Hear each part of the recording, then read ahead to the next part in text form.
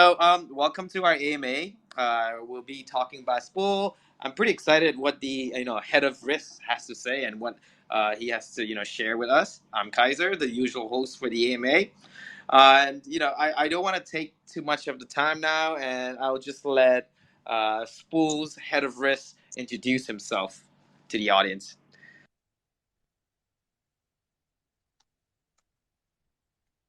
Hi.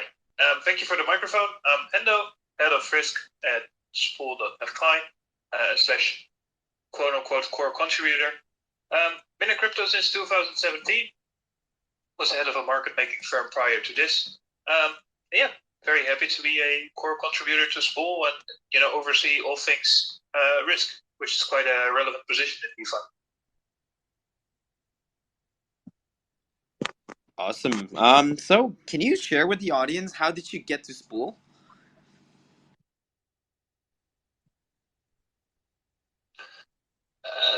Well, like all good stories, right? Like Mark Zuckerberg made Facebook because he couldn't really meet girls, so he made Facebook so he could meet girls. Spool is sort of the same story, right? Like we built a product to solve our own issue, and our own issue was that we wanted to farm yield, like anyone in DeFi summer. We didn't want to be busy with it, so we created a quote-unquote yield aggregator. Now that already exists, right? There's Yearn, there's many yield aggregators.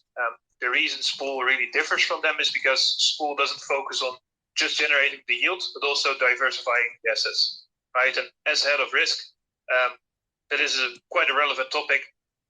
So to sort of make a more tangible example from that, if you send all your money to Yearn, they take all your money and they send it to whatever yield generator generates the highest yield at that point in time.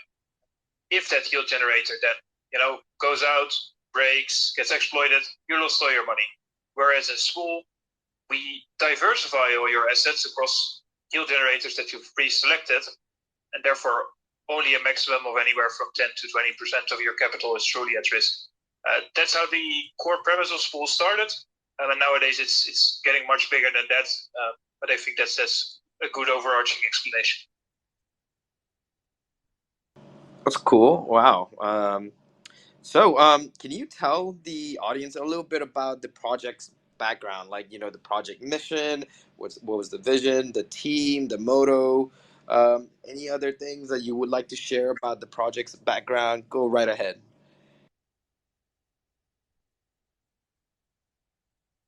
Absolutely. So Spool was, let us say, co-founded, right? It's a DAO, so it's technically not founded in that way, but it was founded with a lot of, let us say, key people in DeFi. And I think the core premise I just discussed, right, with that example where I made an example about Spool, I made an example about Yearn, the sort of mission has, I wouldn't say changed, but it has improved over time. Currently, the mission is mostly to be able to provide middleware and infrastructure for people and institutions to build their own financial products based on DeFi. Right, so that's what we're mostly focusing on with V2. But Spool V2, in its most basic form, will allow you and anyone in this room and institutions to create, let us say, yield generating products on DeFi without necessarily having to incur the costs of developing them, incur the auditing costs of developing them, and allowing these people to create their own products and therefore create their own front end and so on. So Spool, in that sense, the mission is to be ultimate middleware, which means that however weird it may sound, the ultimate final goal that we have is to be completely invisible in the space, because at that point we'd be middleware, we'd be sitting in between things. So that's sort of tying into all of that. The motto, is sort of still the same, be it that we want to allow users to generate yield without having to worry about it. Whereas normally, as I said, if you deposit all your money into Aave and Aave gets exploited, you are worrying about it. And the core premise of the protocol is that every, let us say, unique vault that you create in Spool, right? As I said, anyone in this room can create a product, which we call smart vaults. Any smart vault in the ecosystem is segregated, right? So I'm not exposed to the risk that you are taking. but it's using the same infrastructure. And therefore, we are able to participate in DeFi and do all the DeFi things without charging the user the costs that they would normally incur. Right? To name one example of this, of what makes our protocol so efficient, is that if you deposit, you don't actually deposit to 50 yield generators. You deposit to a master contract, and that master contract, once a day or once every 2 days, distributes all these assets across these different yield generators, right? So you're paying to deposit into one contract, and the end result is that your assets are diversified in 50 unique yield generators. So therefore saving you the cost of depositing and rebalancing between 15 different ones. So that's sort of the, how the protocol functions and what's unique about it. Do you also want me to explain the yield generating concept? Because I think that's quite relevant as well. Yes, please. And it would be great if you could explain it in like a layman's term, because I believe, I am not well aware of what the yield generator is, and it would be great if you could explain it like as simple as possible so the audience can get it as well.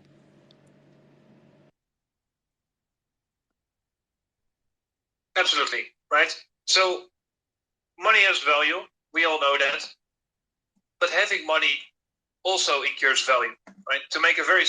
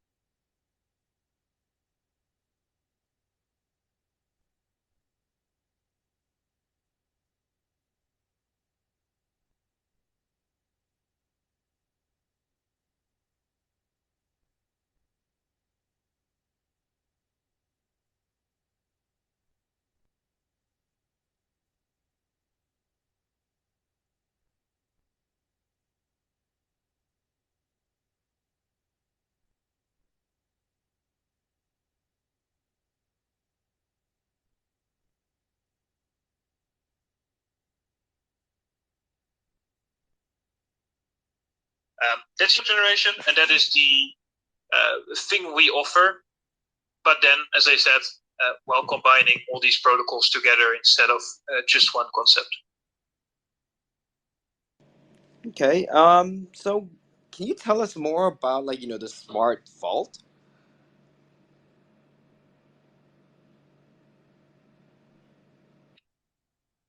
Absolutely. So, as I already sort of went into, a smart vault is nothing more than a financial product you create, right? So, as I said, anyone in this room, even right now, can create their own unique financial products by setting up a smart vault, right? So, you go to the UI, which is app.spool.fi. There you can select your deposit currency, select the risk model, select what kind of yield generators you would like to have in your smart vault. Select your risk tolerance, right? Like how much risk do you want to take? How much yield do you want to generate? And then deploy it. And then at that point, anyone can use your financial products to gain exposure to DeFi.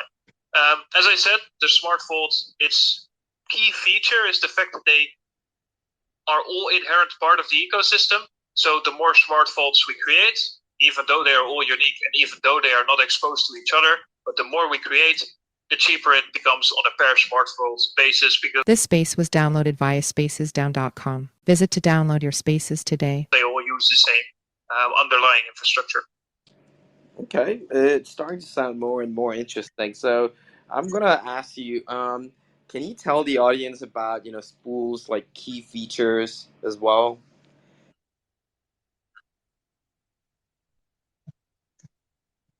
Absolutely. I think there's two key features that really matter here. Number one, the ability to create your own financial products. And Spool V2 expands on that even further by, for example, including LSDs and being these, let's say, more complex yield generators than the ones I just discussed. So that's one of the most key features of Spool, right? The ability for anyone, even a layman, to create their own financial product and structure it exactly how they want, exactly how they prefer. The second feature to that, as I said, is the fact that you can generate yield on your assets without exposing all your assets to one yield generator, therefore minimizing your risk. Without, because that's the problem, without necessarily incurring more costs, right? Because anyone, technically speaking, is possible to diversify all their assets across 10 different yield generators. But if you're paying 20 to 30 bucks for every deposit you're doing, you're incurring quite a lot of costs relatively to the amount of yield you can generate in the first place. Right, so those are the two key features. We have extensive documentation, which you can find on docs.spool.fi. There's much more key features in there, but these are the two ones I would like to discuss today. Awesome. So remember, guys, if you are not aware of what Spool does and want to know more, go check out their documentation. I'm pretty sure their community is super helpful as well. So feel free to join their Telegram or Discord and just ask away. So let's move forward. You've pretty much explained the key features, what the Smart Vault is, and the yield generator. So when and why should a user use Spool?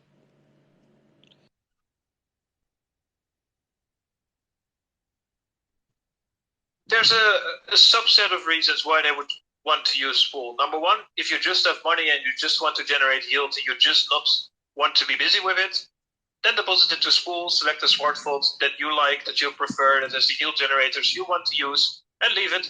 Right? Quite simple. Number two, if you want to create a financial product that suits exactly what you prefer a financial product to be, and the risk tolerance that you would like to have, and the appetite for yields that you have, then you can use Spool to create such a product. Right? There's those two, let us say, use cases. We can go very deep into them because obviously they make a lot of other use cases possible. But in its most basic form, those two use cases make up the majority you can do with Spool V1. Okay, that sounds interesting. So anyone that wants to, just yield, go right ahead, check them out.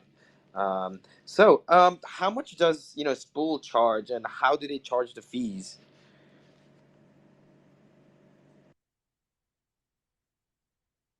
We essentially charge fees to, well, number one, pay out to token holders, right? That's how we make sure that irrespective of the, let us say, price of the people are rewarded as Spool grows, right? I gotta tread very carefully with the terms I'm using here, but that's why we charge them. How we charge them? We only charge them on performance, right? So if you deposit 100 bucks to Spool, and after a year that is 120 bucks, then there's 20 bucks profit, and then the Spool DAO takes a portion of that 20 bucks, which is currently set to 20% all in all. Okay, that's cool. That's cool. So I was just going through the documentation, and there seems to be a concept. It's called economies of scale. Can you explain that a little bit more?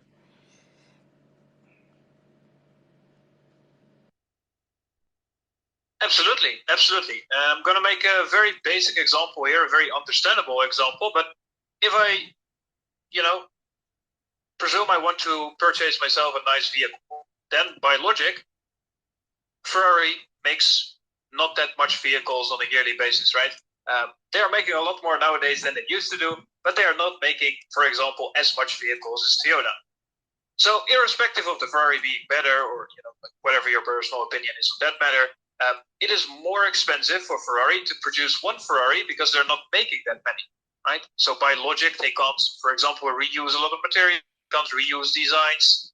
They have a lot more research and development costs because, again, they're splitting the research and development costs over a smaller amount of vehicles. Whereas if you buy a Toyota, it's much cheaper because they create much more Toyotas. That is economies of scale, right? Because there's a bigger scale, the price per user is lower. And that's one of the, as I discussed earlier, that's one of the key features of Spool. The more users Spool has, the cheaper it becomes per user to participate in the ecosystem. Because as I said, all these smart vaults, they inherit from the same logic and they work on the same protocol. So even though they are completely separate financial products without exposure to each other, every user and every new smart vault makes it cheaper for the next user and the next smart vault to be created and used. Right? So that's economies of scale, and that's how we have implemented it into the Spool protocol. That's a super impressive concept to implement, man. Right now, all I remember is economics exam, and it just reminded me of that entire term as well. So thank you for explaining that in such an understandable way. Hopefully the audience got that concept as well. It was as easy as ABC to understand, super easy to follow through. So thank you so much for explaining that. And as I was scrolling through Spool's Twitter, this term, this entire thing has been popping up as well. Spool V2. What is that all about?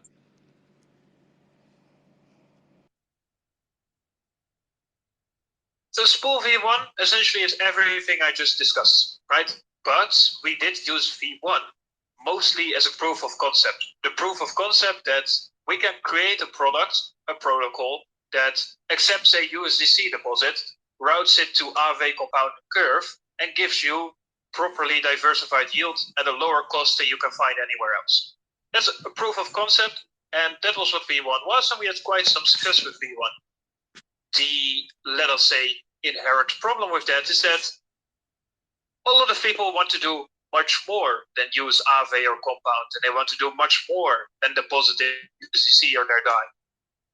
V2 essentially is V1, but with all that functionality of unique assets, unique yield generators, complex strategies, anything in that angle, all that functionality enabled, right? So V2 will not be, for example, limited to stablecoins, and people can use LSDs.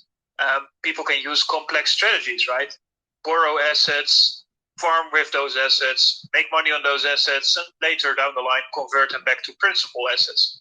And all this functionality, even though it sounds quite boring, but under the hood, it allows you to essentially build any sort of financial product that you want, right? So this is quite a big sale towards our institutional partners, because V2 was iterated through together with our institutional partners. We listened to their requirements. We listened to what they were missing in V1 and what they would need to use V2.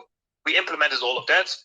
And now anyone, as I said, in V2 will be able to create their own financial product, but a much more complex products, and with assets that they want to create it with instead of just stablecoins. Right? So V2 is sort of the final iteration of our entire idea, but technically speaking, it will be middleware that allows you to create very compliant, very cheap, very efficient financial products that do exactly what you want them to do without you incurring development costs, deployment costs, maintenance costs, usage costs, and so on. Right? So that's how V2 is an upgrade towards V1. And that's also why we call it V2, right? It's the, let us say, final iteration of V1. Wow, that sounds super innovative, and props to you guys for working with institutions as well. That's something that the Web3 needs as well. It's not just individual retail users. Now we need to onboard those big dogs as well. So it's great to hear that you guys are working with institutions. You're taking their feedbacks and improving what you guys have. So, what are your favorite features of V2, and how has it improved?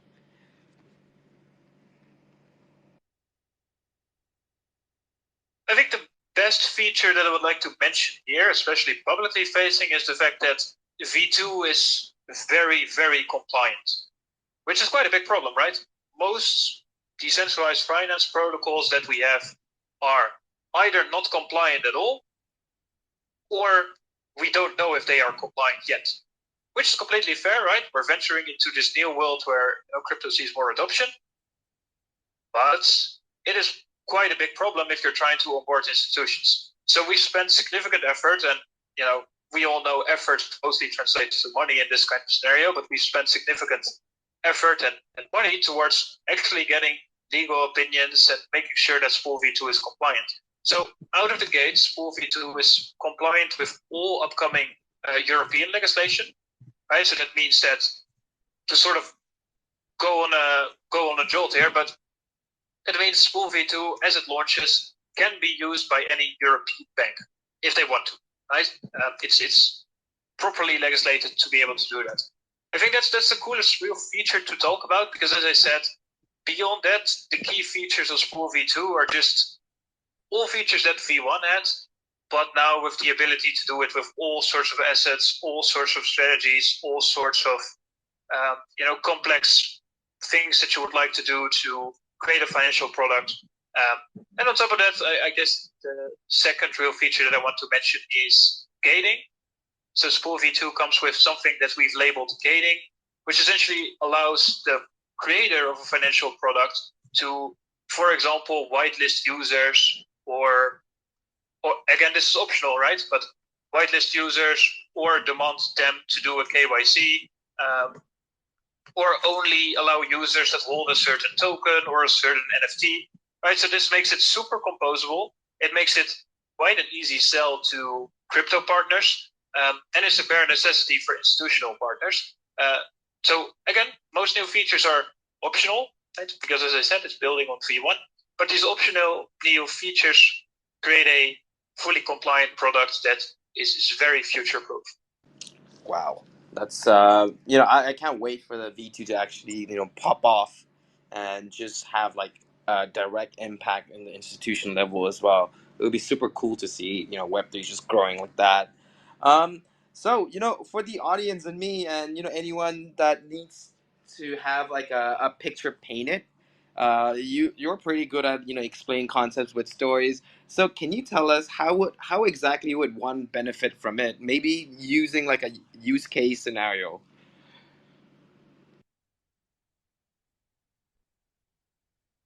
Yeah, absolutely. So presume you have 100 ETH, right? I know that's a lot. Let's keep it simple. Presume you have 10 ETH. You can, technically speaking, send 10 ETH to Lido, get your yield, be done. Lido, on the other hand, it doesn't generate the highest yield, and again, you've now automatically made the mistake of not diversifying your assets.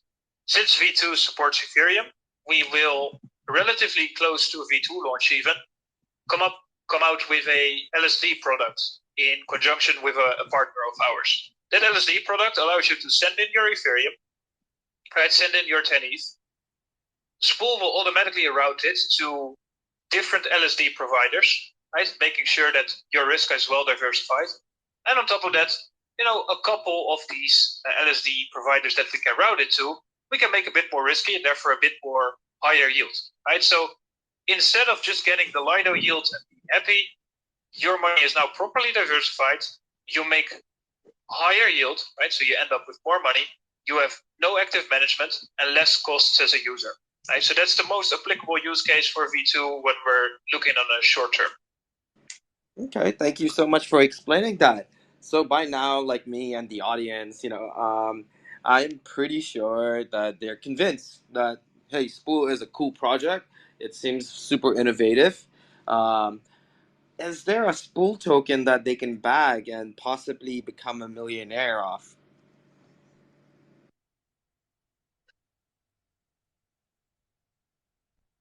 Well, again, with those kind of comments, I have to tread very carefully, right? Because, as I said, since we're working a lot on being compliant and working with institutional partners, I really can't make statements in the sense of the fair value of Spool token. What I can talk about is the Spool token essentially is a yield-bearing way of getting exposure to the Spool protocol, right? So if you buy a Spool token, be it one, then you're entitled to a part of the protocol-generated revenue, which we just discussed, right? That's the fees we charge on the assets we route. So yeah, it's quite a, let us say, clean way of getting exposure to the protocol without jumping through all these weird hurdles. And while allowing me to make positive statements about the token without me speculating on the token, right? These are different things. While we're speaking about the Spool token, I think it's good that we, remind the audience about the Spool lending campaign. So Can you give some more insight about that and maybe explain to users how they can participate and how the campaign looks exactly? Yeah, sure. So, I just want to tell the audience that, hey, since we integrated with Camelot, it's been a lot easier for us to kind of like list the pairs out there.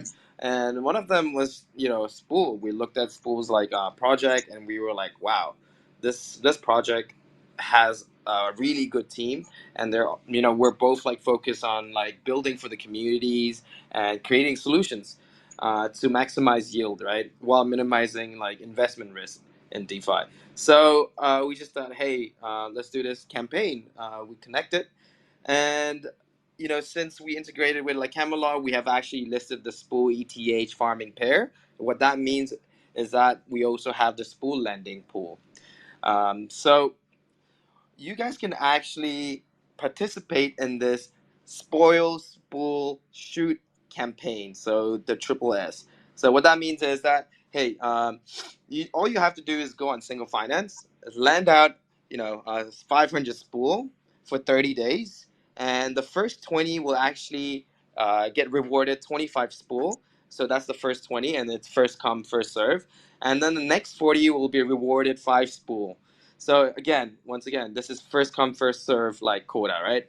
All you have to do is go to single finance and actually lend it out, and then you go to like Zilly, and then submit the TX ID and the wallet address. So the campaign period is actually start. Oh, it actually started yesterday, so 10th of July, and up until 24th July. So it runs for 2 weeks. You just have to stake it for 30 days. There are still quite a bit of spots left, but I'm telling you guys, the APY for the lending is actually super attractive as well. Lenders are getting up to like 20% APY for their Spool token. So you guys should not miss out this opportunity. I'm telling you, man. Like, you're getting 20% APY for your Spool token. You're getting rewarded just to lend out your Spool token. So might as well just hop on this bandwagon and submit the TX ID and wallet address.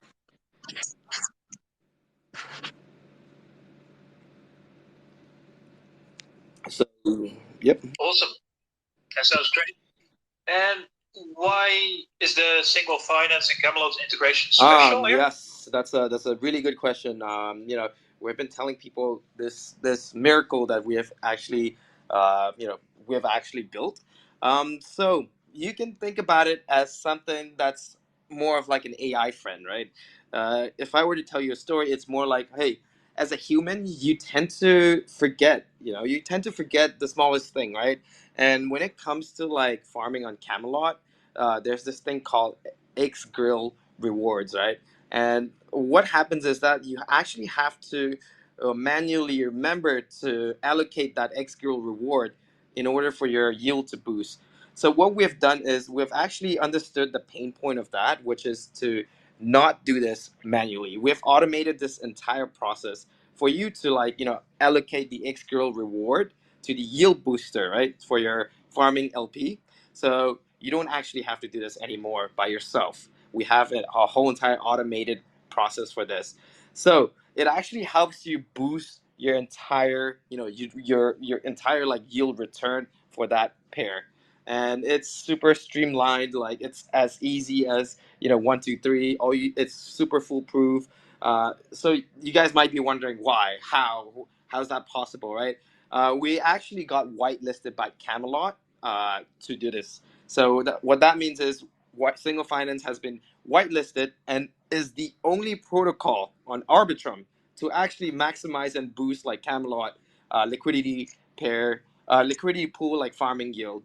So in a way, yes, we are builders, but we are also sidekicks. We actually use this term a lot because I feel like whenever we're building, we're always building hand in hand with another project that seems to be the main character.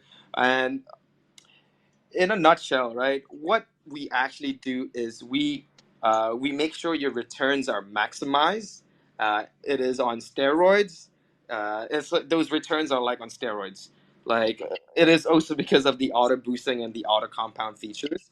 So the entire process is just streamlined for people. It's automated. Like, no one really has to do much. Like, you're living side by side with AIs. Like, your Siri, your Chat GPT, they're all making your life easier, right? So that's what single finance is also focusing on, is making sure that everything's streamlined, everything's just easy to use, very user friendly, and you don't really have to do much. Um, so if I were to summarize this in a nutshell, it's streamlined farming experience, so it's very smooth. It's a one-step solution, and it maximizes your economic benefits. Oh, and super user friendly, as in like you have your entire performance analysis, your everything like your performance fees, your returns, your yields, your Xgirl like rewards. Everything will be shown, and it's super easy to understand. Um, but thank you for asking. And this AMA is not about single finance; it's about Spool. So I do want to get back to you again. You guys have such an innovative product. You guys are working with institution. You guys are, building something that's most likely going to change the DeFi space. Touch wood. So I do want to ask you, right? You guys are builders. What was the toughest challenge that Spool has faced so far?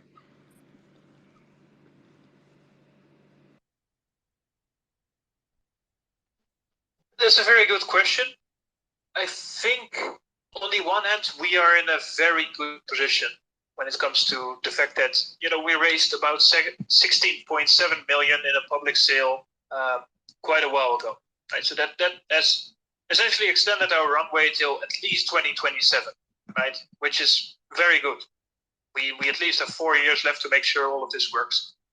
What I think was the biggest challenge we faced is having the V1 product out there and being confronted with the limitations of V1 that essentially made it very difficult to sell V1. Right? Again, that also ties in perfectly fine as to why we created V2 and why we were able to learn so much and implement everything we learned into V2. But I'd say that was the biggest challenge we faced since we started. Just the fact that you've created an entire product which in your mind fits perfectly with what people need, and then when you actually start presenting it to people, institutions, users, and professional participants, they all come back with the same sort of feedback in regards to, well, this is awesome, but I need this, and that on top. And since we've now implemented everything, I don't really think we're left facing any more difficult challenges. Mostly because, as I said, we have such an extremely long runway in combination with the fact that V2 truly is the perfect iteration of the product we had in mind in the beginning when we started.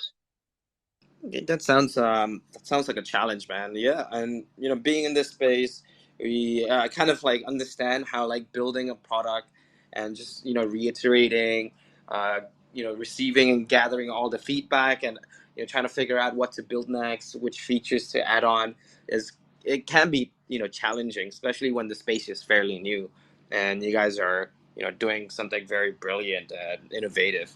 So the kudos to you guys and the team, the Spool team. You guys seem like you guys are very impressive. Um, wow, that's amazing. I've pretty much asked you most of the questions that I wanted to ask you. Is there anything that you do like to address to the audience, or that you want to kind of put it out there?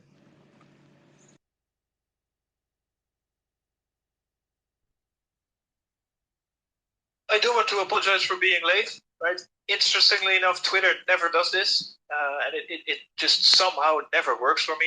Um, but I'm really glad that the audience has given us this amount of attention to discuss these things. Yeah, and as I said, I happily invite anyone to look over the documentation that we have at docs.spool.fi. Like look over the protocol. We currently have, I think it's about 50k USDC or 50k USDC in undistributed rewards, right, which will go to token holders.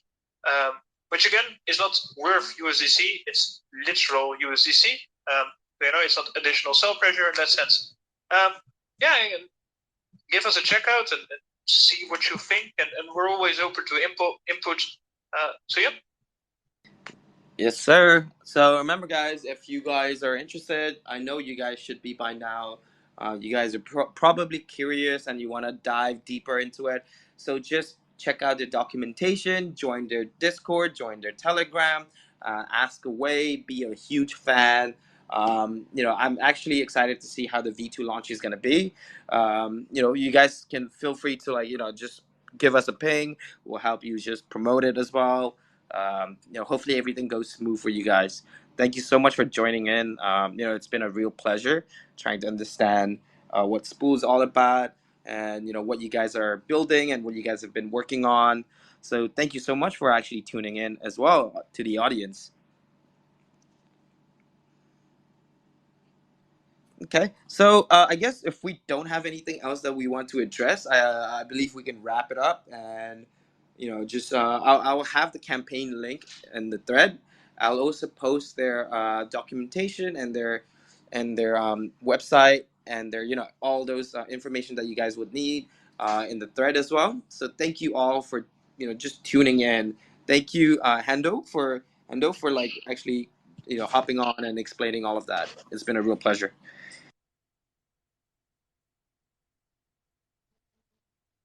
Yeah, thank you for hosting. I appreciate all the efforts. Yeah, let's definitely stay connected and grow bigger together. Yes, sir. Okay. Thank you all. Goodbye. Goodbye. Good day. Good morning. Good afternoon.